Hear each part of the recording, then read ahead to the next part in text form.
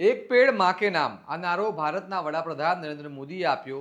સાથે જ વધતા જતા પ્રદૂષણને કારણે વૃક્ષો વાવવા કેટલા જરૂરી છે તે આપણે સૌ જાણીએ છીએ. પરંતુ મનમાની કરીને 12 વર્ષ જૂના 27 ઝાડ એક સાથે કાપી દેવામાં આવે તો તે કેટલું યોગ્ય કહેવાય? રાજકોટની એક સરકારી આર્ટ્સ કોલેજમાં 27 જેટલા વૃક્ષો કાપી દેવાની ઘટના બની છે, જેના કારણે આ મામલો ખૂબ ગરમાયો છે અને સંસ્થાના આચાર્ય વિરુદ્ધ કડક પગલાં લેવાની માંગ ઉઠી રહી છે. વિગતે વાત કરીએ સમગ્ર મામલા વિશે આ અહેવાલમાં.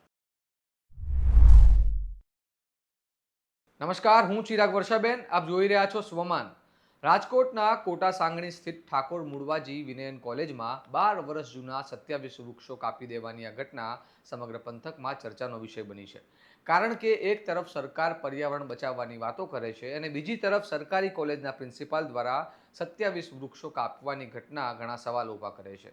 આ મામલે જ્યારે કોલેજના આચાર્ય ડૉક્ટર અલ્પેશ જોશીને પૂછવામાં આવ્યું ત્યારે તેમણે જણાવ્યું કે આ વૃક્ષોના કારણે બિલ્ડિંગને નુકસાન પહોંચતું હતું, જેથી આ વૃક્ષોને કાપી દેવામાં આવ્યા છે.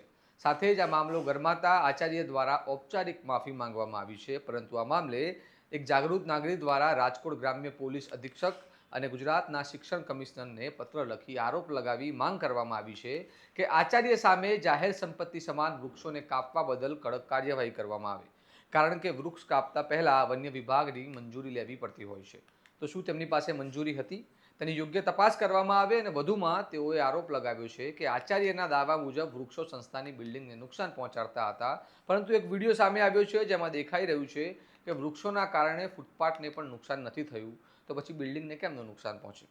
આ તમામ સવાલો બાદ હવે જોવાનું રહ્યું કે તંત્ર આચાર્ય સામે શું પગલાં લે છે, કારણ કે પત્રમાં તેવું પણ લખવામાં આવ્યું છે કે આચાર્ય ડૉક્ટર અલ્પેશ જોશીની ઓળખાણના કારણે મામલો દબાવી દેવામાં આવ્યો હતો. માટે હવે જોવાનું રહ્યું કે આગળ શું થાય છે, કડક પગલાં લેવાય છે કે પછી મામલો સમય જતાં ઠંડો પડી જાય છે. તમારું આ સમગ્ર મામલે શું મંતવ્ય છે તમને કમેન્ટ બોક્સમાં જણાવો અને સ્વમાનની ચેનલને સબસ્ક્રાઇબ કરવાનું ભૂલતા નહીં. નમસ્કાર.